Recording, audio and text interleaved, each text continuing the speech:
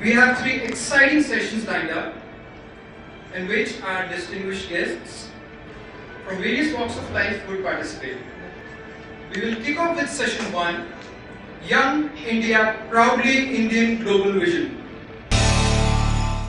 In this session, our eminent speakers, along with enthusiastic students, will join us to explore answers to questions such as, what does being Indian mean to you? Has the perception about being Indian changed in the last 10 years? Is globalization really desirable? And if yes, how do we make youth locally embedded with the global vision? So to discuss this topic, we have our eminent guests, Mr. Rustam Singh Gupta, the founder of BOOM, an organization aimed at solving some of the biggest global challenges of adequate lighting, access to clean drinking water, and pest control affecting the remote areas of the world. Rustam has graduated from NCR with a burning desire to do something different and work for developing those less fortunate than himself. Mr. Sachin Batra, Managing Director REIT with Religare Investment Advisory. Mr. Batra obtained his MBA degree with a university honours from Tepper School of Business at Carneiro University and a bachelor's degree in electronic engineering from the University of Pune. Ms. Meenu Chopra, the Executive Founding Director at iCongo. She has been responsible for shaping the mission and vision of iCongo and has developed and conceptualized some cutting-edge ideas for campaigning and building citizen social responsibility. Mr. Anand Sachdev, the founder and CEO of the School of Inspired Leadership. He has been an adjunct faculty to leading business schools such as the Indian School of Business, Kelley School of Business, Indiana University, GMI, Flint, Michigan, and many others. We also have with us Mr. Jayantar Singh Rathore, who is a student at St. Stephen's College. He is a Khemka Scholar at Global Education and Leadership Foundation. We also have with us moderator for our session, Mr. Charles Carneiro. Mr. Carneiro is the head of marketing for India and for Asia Pacific benefits for Towers Watson. He has over 15 years of experience in advertising, PR, brand management, and customer loyalty marketing. He created the first ever successful airline travel trade loyalty program while working for British Airways in 2002. He has received CNBC's Young Turk of the Year Award 2005, NRI's Special Contribution to Aviation Award, and 6 IAA awards for advertising. His hobbies range from playing keyboard for a rock band to having held top 50 world rankings in Scrabble and pool at different times in his life. Charles will be the moderator for this session. So just a little bit about what I like about being here and this session. So number one, I like the words inspired leadership that's in the brand name of Soil. And the reason why is because when you think about what really drives the world today and what really makes things within corporate India, corporate globally, or within the NGOs or within anyone really, it's the inspiration that drives everyone else to follow.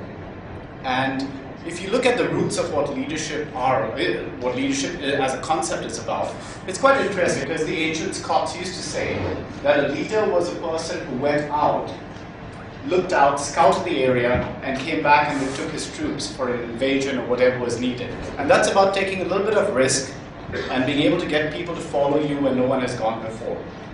And I think it's quite good that you have a concept called meeting of minds for several reasons. One is, again, from listening to each of you when you were speaking this morning, there's a lot of ideas, there's a lot of innovation that's going on in the minds of the young people today, and also some of the not so young people like me.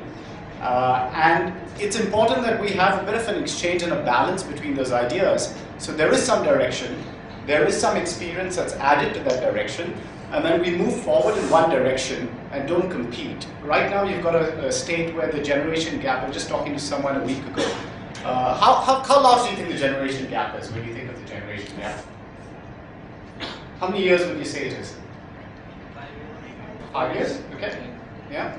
So in my time, and I'm not that much older than all of you, although I started university maybe 20 years ago, it was, a generation was, your father and your mother, and then you. So you're talking a gap of about 20 years. About 2 decades later, it is now, I would say, about 3 to 4 years. I know siblings who have a gap of 3 years and they think much differently. I've seen 4-year-olds, and I'm single so I don't have any kids, but I've seen 4-year-olds in the neighborhood doing things that when I was 12, from a gadget perspective, I never even thought I would be able to manage. They can disassemble and reassemble DVD players.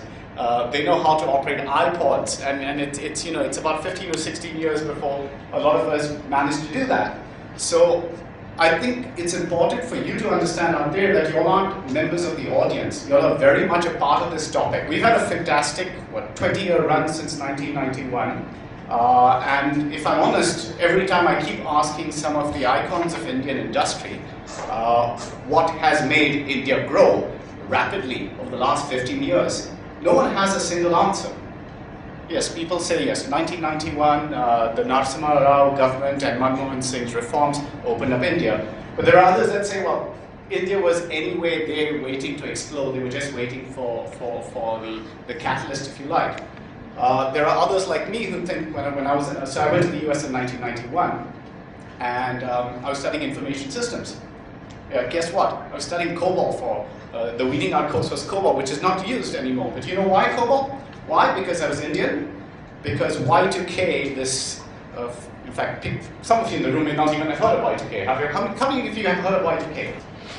Okay, not bad. Older than I thought. Okay, so for some of the 15 and 16-year-olds, Y2K was this enormous scare, which was almost like Armageddon in the corporate world, purely because most of the huge enterprise computers that existed in the world were developed from designs in the 60s when people never imagined that their life would be beyond the year 2000. So they had 2 digits in dates. So any time sequence would be 81, 82, 83, right up to 99, which means when the year 2000, 1st of Jan 2000 dawned, everything would be 0. But a lot of jobs were created because of that, and somehow I find that's forgotten. Because a lot of the whole outsourcing phenomenon really boomed because you needed COBOL programmers. And as someone who struggled through 4 different classes of weeding out COBOL, let me tell you, it's the most boring computer language ever invented. Indians were mathematically capable to be able to understand the logic behind it, and that I think is largely due to the school systems that we always find so much to criticize about. But we had a logical building that I found few other people that could understand that. While we might think of the British as colonists, we have to be thankful of the fact that the British did leave behind English, which helped us understand things a lot better than some of our counterparts in Asia Pacific. And it meant that we were able to get that business offshored into India. Apart from that, the fact that many of us as students or as academics were in other parts of the world, it helped us sell, I'm a branding person, it helped us sell the brand India as something that's more than just nice people who live in a country that got its independence in 1947, is nice to everyone in the world, very hospitable, great food. It changed that image to people who could actually make a difference in the corporate world.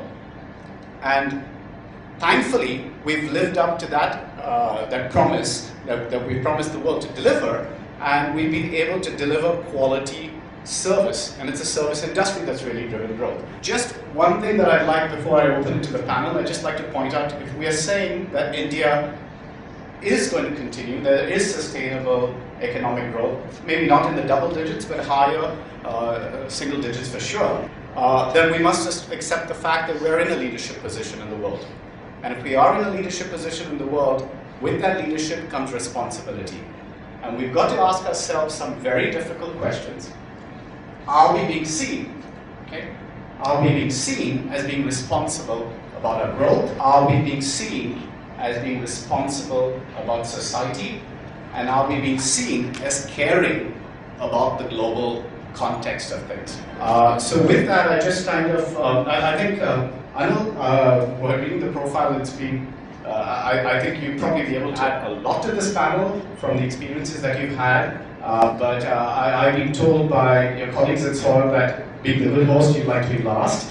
And I think, Sachin, from a corporate perspective, I think you could kick it off probably like no one else can on this panel. So I think we'll probably lead up with Sachin and then go down for about 5 minutes per person. all in all, I think I agree with what Charles said, is that, you know, we are at a point where world perceives Indians with awe, and they kind of, there is element of fear that is coming in, because we kind of conquered over markets and geographies in the work areas which was not imaginable about 10 years back.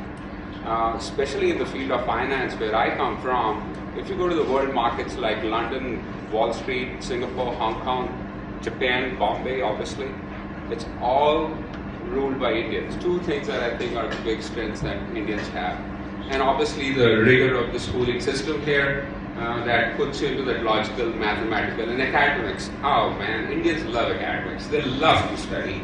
I mean, you know, our children are compared. If your kid has 90%, oh yes. If he doesn't have, probably he's not worth around to me. So, you know, we love academics. So that's another thing that about Indians is we love to go to school, we like to have our degrees around. And so that also helps. I think that's very, very positive. I think that's all, I think what Indians are all here about. So, thanks. It's interesting, being Indian, I mean, I think Charles, you mentioned it very well, there's been a change in terms of the positives to being Indian, and I think Sunil mentioned it, Sachin mentioned it quite well too, in terms of the perception about being Indian. But I'd like to look forward and just bring up, being Indian is also being a part of a country which, while it has all the IT and all the technology and the finance and the banking strength, also has a truckload of people who actually depend on people like you to take them somewhere. And that's huge. I mean, here you talk about entrepreneurship. The big difference about India compared to any other country in the West is you are handed down leadership in India. You are handed down entrepreneurship. And you have to. There are 600 million people back in India who don't have the opportunities that you have. And you can of course say that you've been great at academics, you've done stuff. But the reality of the fact is we just had 20 years of good run, fast-track development, which the West had for the last 200 years. So while we run in the rat race and while we try to prove our point, it's very important for us to really be what an Indian is. It's the simple guy who actually does what he's told, or who actually creates value for wherever he goes to. So I think being Indian for me is being aware of what India is, what we stand for, and what exactly are we respected for. Because yesterday it was technology, today it will be finance, tomorrow it will be medicine or something else. The first thing you want to be respected for is who you are, kind of humility that you carry, the personality you carry, and what your word means to yourself. And that's pretty much what I wanted to say. Thank you. Being Indian to me is being a part of a very rich cultural heritage, which is all about caring and sharing, all about a value system which we are known all over the world for. And while we are progressing, while we are being a part of the globalization, it's about retaining that value system and the cultural heritage with us. For me, being Indian is being a world-renowned leader like APJ Abdul Kalam and still being a people's president, being very caring for the people of India. It's being like attaining a certain level in life, being a youth leader and still removing your shoes while lighting a lamp. That's India for me. India is all about caring and sharing. Well, a vegetable vendor who doesn't have money to get her husband treated and loses her because of that sets up a hospital to treat, to give free medical treatment to all the people living in her area. That's India for me. When a small 12-year-old girl sells paintings that she draws up to support education for underprivileged people, that's India for me. And that's the message we should take out to the world while we go out and be, when we go out and be known as the leaders of the world, as a superpower that's emerging. So the challenge lies in becoming empowered citizens, empowered people, empowered leaders who are equally responsible for the planet as well as the society, and then emerging as a superpower where while we progress, we take every section of the society with us. We include everybody in the progress that we make. So according to me, that's true globalization, and that's the thing that we need to do going ahead.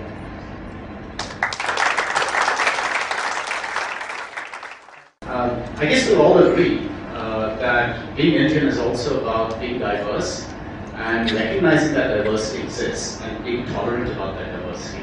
So with that thought, I'd love to get a student's perspective. When we talk about stuff like Indian leadership, global world and vision, a day that inevitably comes, as you mentioned, is 1991. I was born in 1982. So whatever I've experienced is essentially the present you're talking about. And before adding anything, I would just like to raise some questions that might be obvious, that might be uncomfortable, but we need to think about it. When you're talking about something like a proudly Indian global vision, let's question what does being Indian mean. It might mean something different for every individual, but when we need a sort of definition to lead us to somewhere in discussion, and I guess both Rustam and Nina put it quite well, that it is about the diversity, it is about what we experience, but at the same time there is a sense of drawing from a past that we had. And that is the vision for the future. Now, after that, let us question what is global for us, and I don't have an answer to that. And then what sort of vision do we want? Do we want to grow in terms of GDP? Do we want to go towards and fight the inherent poverty and talk about welfare of the masses? Or do we want to export handicrafts made by a person in the village and get solar lamps, mosquito nets and water filters for someone? And it is only after that and after we are clear about what sort of vision do we want that we can lead the world. And I have major issues with people jumping about and saying, India, yeah, we can lead the world. I don't think so. India's three biggest strengths today: youth, youth, youth. Three biggest strengths. What does that mean? We are the youngest nation in the world, and here is some very interesting research done by a Harvard University professor and his wife all over the world. My generation is called baby boomers. Do you know what was the most important thing for people like me when we were growing up? What do you think was most important for us? Your parents, many of you, your parents. What was most important for your parents when we were growing up? When we were starting our career, what was our number one priority? To secure the future of our kids. My daughter who came out of the Vasant Valley school bus, my wife was waiting in the car, here is a change in dress, wear Bharatnatyam, go to Ganesh Natyalaya to learn Bharatnatyam. Here my son comes off from Mother's International School, and there he is waiting to go for my wife is there to take him to the coaching classes for his tennis. We wanted to give our kids the very best, right? And we were slogging our guts out, 60 hours a week, because we wanted to make sure our kids got the best thing. And then came my next generation of people who are in their late 30s. How many people here are late 30s, early 40s? How many people? Late 30s, early 40s, there are some of us. What do you think was most important to this generation, which is next to your parents? What do you think was most important to them? Anybody? All of a sudden, they started talking about work-life balance. Because they found people like me working our guts out, so they wanted more work-life balance. And what do you think is most important for your generation, which is being called Generation M, this research shows? What's the number one thing? Secure a future. That's, you're talking like a baby boomer. Change. What does the reason? To make a change, absolute. This generation, the number one thing that matters to you is to make a difference. You don't want to just talk about problems. You want to take responsibility for doing something. Fantastic hearing different perspectives, different viewpoints, and yet everything was resonating into the same thing, and that's the importance of the younger people around here, and people are not so young working together to try and work towards responsible growth. So we'll be opening the floor, but I thought I'd just take the prerogative as a moderator and ask the first question. Something that just, when I heard the topic, something just came to my mind immediately. And I know there's a separate discussion of corruption at the end of the day, so I don't want this to lead into a corruption question. But what concerns me is about 5 or 6 years ago, a person who was then a prime minister, I won't mention the country, actually defended at a social organization India by saying, let's not all forget that India is the world's largest democracy and there's a price that you pay for democracy.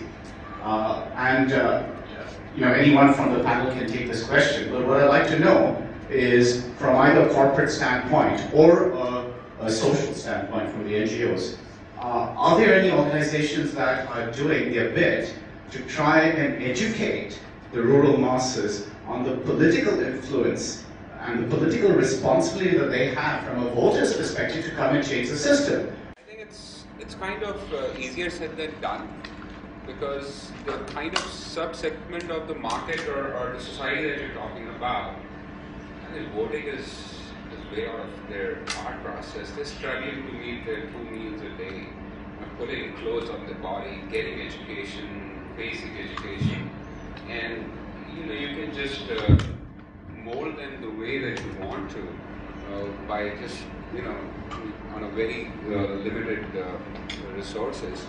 So to my earlier question, is democracy, how is it panning out, and should we give that power to it?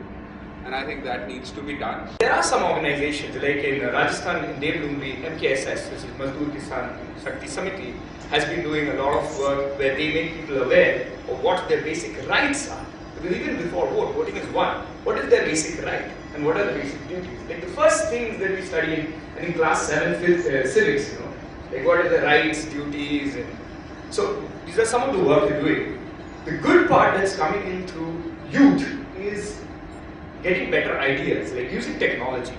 How can you do it with, bridging the gap of, the roads are bad, you can't get there, but that's a government responsibility. They're not going to do it for you. You can take an iPad over there, and you can put it up on a wall, and you can actually stream video, and actually tell them about what their rights and responsibilities are. So one of the things that corporate India keeps talking about is the quality of skilled talent out there. As a young person studying and working in an MBA or whatever your education, what do you think about the skilled talent shortage in India and how are we addressing it? Earlier in the 90s, the problem was brain drain. Nowadays, all the talent is coming back to India, seeing that India is the next big thing which is changing in India. But yeah, there is a problem of the shortage of skills in some part of that. In business front, the quality of people we are developing is not that good. We have an engineering college in almost every nook and corner of our country, but the quality of education they are providing is not good. What's lacking? Sorry? What do you think is lacking? Yeah, the lacking is the quality of the faculty, the quality of course. We focus too much on theory. Like I am an engineer, which I didn't want to go into my classroom. There was too much theory. I wanted to do something different, like do something practical, know what it's really doing the things really. But that's where we lack. In fact, India has, in fact, with a lot of other countries also where we recruit, we find that. But the reason is exactly what is echoed earlier, is our education system is so very theoretical. It's so very distant from the actual world. And by the time you recruit, so for example, I care a hoots which institution you come from, right? X, Y, or Z, or the top institute, or this thing. I want to hear what value you bring to the table. Any questions because I'm just aware that we have like 5 panelists, so any questions for us? See, we talk in economics about demographic dividend, which comes from a young population, an educated population, but too often we forget, and I think that is an important point for a country like India, which is almost standing at crossroads at the moment, that a young population can be a tremendous dividend if it is skilled, if it is trained, and in good health. But it becomes an enormous liability. It can lead to revolutions if it is frustrated, ill-trained, is not able to cope with the demands which a particular job imposes upon a person. So in this context, I would like to ask our esteemed panelists as to what can be done to improve the skill sets of young people so that they can compete not only with the best in our own country, set up new benchmarks in our own country, but compete with the best in the world. First of all, Hardyal should have introduced himself. Hardyal is a role model for every young person here. He was a member of the National Vigilance Commission, Chief Income Tax Officer, ombudsperson for Mumbai, and one of the cleanest, most honest government servants ever. So the reason he comes and teaches in soil is because he is deeply committed to the school. And when he asked this question, you should know the background from where he comes and the kind of work that he has done in the country, right? Now the second thing I want to say about why Hardyal is persuading us to ask this question is, see, there are three questions in education. One is knowing. The knowing part is very simple. But the second part is doing, which means connecting every knowing to doing, which means lots of projects. I believe all the schools here, which are some of the better schools here, so you always have projects to apply what you know. That's very important. But the third is being. Being is learning to know yourself and learning to value what truly is important to you, because that comes out of self-knowledge of what are you good at doing and what is your life's purpose. At a young age, you have to become your own best friend, to say, what is my inner voice? Because there is an inner voice inside every human being which guides you. And if you learn to listen to it, it tells you this is what you are meant for. When you get that, then the work that you do is exceptional. Because you love that, because it's your inner guidance. See, because you have come to this planet for a particular purpose, and you should be aware of that. Human birth doesn't come to people just like that. You have come with a purpose, and you have been blessed by the Lord with the gifts to realize that purpose. So when you do that, this aspect in education of helping people to develop that enthusiasm and love for what we do is very important. So the being part of education. The knowing part, unfortunately, is emphasized too much at the cost of the doing, which are the skills, and the being, which is self-knowledge and understanding how to get the best out of yourself. When you put all three together, you have exceptional education. And I think that's what we are attempting to do here. And we are trying to do that at the skill level. When you are teaching vocational skills, same aspect. You have to give that person a pride in carpentry whom you are teaching carpentry. Or a beauty parlor person must love the job, and she should know I am really interested in that. Then you are building vocational skills. No job is big or small. It's the attitude we bring to it. And so the education has to answer. Excellent. I think with that we'll kind of need to wrap up. There's I think a 10 or 15 minute facilitation, which is good, and while compared to walking to logistics about how that is, there's always the saying, it's great to talk, but you need to put some action behind that. And for the action, an action plan needs to be developed. I'd encourage you when you hear what the facilitation is about to think about some of the things that need to drive us as Indians when we're thinking of India in global context.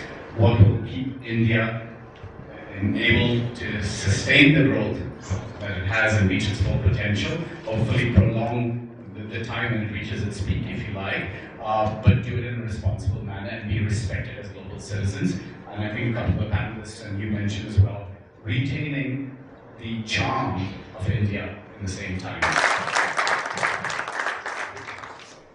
Thank you, Charles, for such a wonderful and engaging intellectual discussion. The political system. How many votes are there? 1, 2, 3, 4, 5. He wants to vote for political system. Now, I'm not too good at math. I'm in class 10 presently, and I have literally destroyed my brain because of math. And I've been practicing maths since so long, filling pages full of calculations and everything. I concur with you. Yeah. Exactly. So, it's actually an alien language. Where am I going to show those 2 pages? So, instead of bifurcating yourself into streams of subjects in class 11th, I think it should be done earlier. So that. But the kind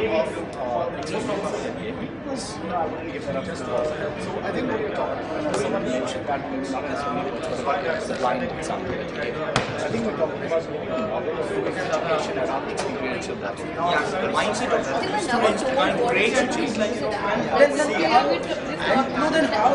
No one's mentioning something which I think. Hi, I'm Siddhant Bajaj from Modern School Barakhamba Road, and while we were having that discussion, we hit upon the topic of counselling. Now, counselling, as you'll all be aware, is done in many schools at this point in time, but it's a very restricted field. It is only handled by academicians in some areas or maybe someone else. What we spoke of right now was wholesome counselling. Actually, people who can come, who can counsel you, who can tell you that whatever you are doing in school, whatever you're learning, where it can help you in life, how it can help you in life, and how it will affect your future life. For example, before starting this discussion, I was very confused. It's a personal example, and we have deliberated upon it for quite some time. I'm weak at math. So, and I had this ardent desire to drop maths, and I'm in class 10 right now. Now, if there is actually, and yeah, I see no practical usage in life of those long trigonometry chapters and those long half-page register workings and all. So now if there is actually someone who comes, who makes me sit down and who makes me think about it, and who tells me where it can be used, how it can be used, where it will be beneficial for me in my life, and what is the practical usage of it, and how I can benefit from it. Our group also discussed how in the academic system in high school and in probably primary school as well, instead of just focusing on the grade aspect, and say on your 10th passport you only have, okay, I got a 92.4, I got a 95%, or in your 12th board you have, I got a 95, I got a 93. That should be 50% or whatever, some percentage that is counted, and the other part is what you experience. So instead of just having one internship in a firm or in an organization, you should have more internships. Say if I want to do history, then and I want to do archaeology, then I should, in class 11 and 12, I should get to work under an archaeologist and see what my lifestyle would be like and what I'd get to do. And then they should be able to, so now if I work under an archaeologist, they will then be able to say, okay, will I be good at it? They should, and in my college entrance, and they can write me a letter of recommendation that, okay, she wants to do archaeology and she will be good at it. Or if I want to do math, then I should be able to work under someone who's doing actuaries or the stock market and say, okay, so I have an interest in maths, I want to get into the stock market, work in Wall Street, and I should be able to intern there. They should be able to tell me, okay, you're going to be good at this, and this is what you're going to do, and that should count as 50% or 30% of what I apply to college and what they look at as well. Our action plan for doing both of these points is we're going to make a document whenever, and propose it to the Ministry of Education in India, and also to the corporate sector, say NASCOM or CII, and then go forward from there. I now take the opportunity to thank all the eminent speakers, and a special thanks for moderator Charles. How can I not forget you?